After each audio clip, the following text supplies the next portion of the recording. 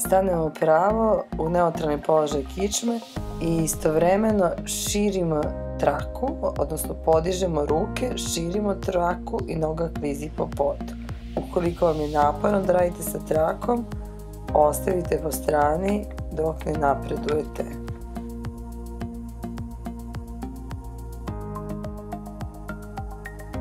Stanemo pravo, stopalo u širini kukova, u neutralni položaj kičme i polako udah kroz izdah podižemo ruke iznad glave i udah kroz izdah širimo traku do visine ramena iza glave i noga klizi po podu. Dok jedna noga klizi po podu, druga se savije.